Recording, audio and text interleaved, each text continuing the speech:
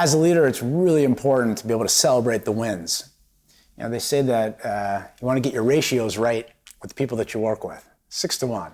6 good things to 1 bad thing. People don't want to hear from you every time you have something bad to hit them over the head with. Every time you come up there, what now? What did I do now?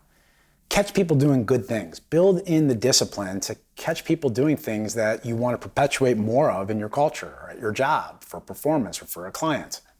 And then when you have to hit them with something, you know, it's not the only time they've ever heard from you. They're more open to it. They trust you. You know, they value hearing what you have to say because they've heard from you before and it's not always so negative. So build that discipline to get your ratios right.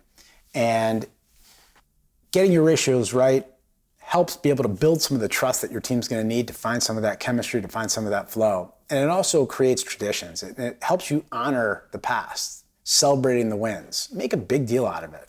You know, being able to have some fun with your team. We had something that we did every March. We called it March Madness. And it was the only month of the year that we were allowed to compete with each other internally. And we used to make brackets and we put people up against each other.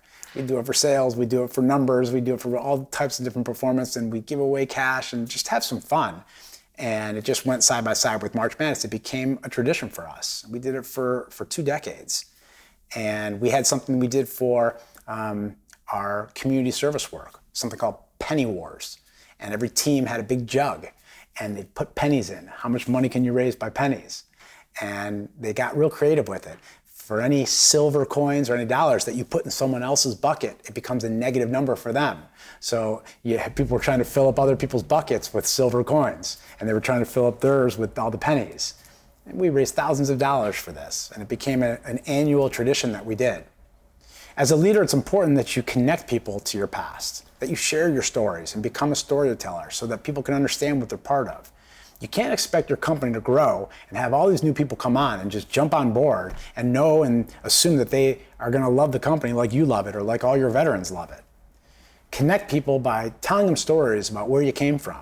Share experiences and things that you have encountered with some of the veterans, giving them the accolade that they deserve and some of the appreciation publicly by telling people their story about what you've seen from them and how they've overcome things. Use them as an example so that other new people can look up to those people. And they can build relationships and forge efforts to be able to do more of what you want in your company to be successful. And it's important that you as a leader take responsibility to build that legacy within your company and not get too caught up in your day-to-day grind, because you have a day-to-day grind. You've got problems. If you're a visionary, you're looking out of where we're going. You've got to pivot and you got to see what's going on in your industry with your competitors. And so it could seem kind of counterproductive to be looking backwards, but you have to remember where you came from and you have to connect people to that. That's how you build traditions. That's how you build a culture worth running through walls for. That's how you get people to love your company. You know, you savor those stories. You make sure that you include and engage other people to tell them so that you're not the only one. And you make sure that you find creative ways to celebrate the wins. You know, we used to high five people in our office by doing call outs at the end of our month end where we would highlight people for exhibiting the core values that our company had stamped on the walls.